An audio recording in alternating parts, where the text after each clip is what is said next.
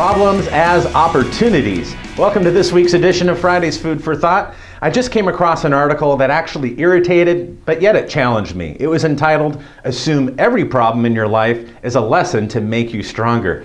Ugh. Now this chafes some of us that are type A control freaks or stressaholics. Basically, I fit that bill in many ways. So here are a few examples. You get up at 4 a.m. to catch an early morning flight. As you get in your car, well, you slam your hand in the door, and that's not a good start.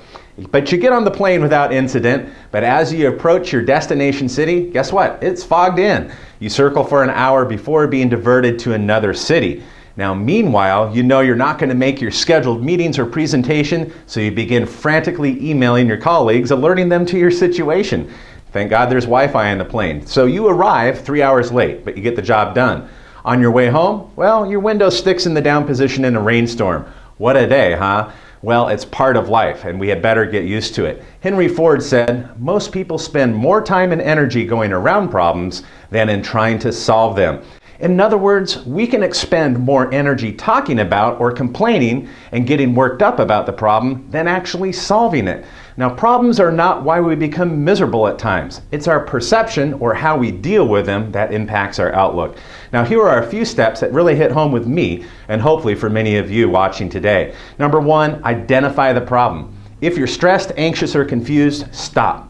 Take a moment and write down what unresolved problems are in your life. 2, face it. Acknowledge and confront the problem directly rather than avoiding it. 3, erase it. Now that we've faced it, we can begin resolving the issue. Take the steps necessary to unwind the mess. 4, replace it. Move on emotionally. Quit talking about the problem over and over again or even voicing it because it's only going to stir you up. 5, a teachable moment. Take time to discover a truth or a lesson that you learned in the situation. Better to learn a lesson than to move on too quickly and then face the same problem again because we ignored that moment. 6, separate. Separate problems from your self-worth. Problems are not an indicator of your value as a person or your abilities.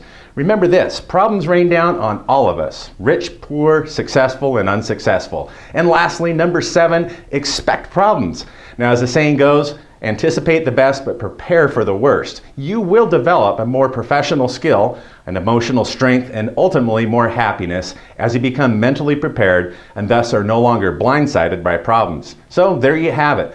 Problems as opportunities. Now, what are your thoughts? Leave your comments in the comment section below and have a great weekend.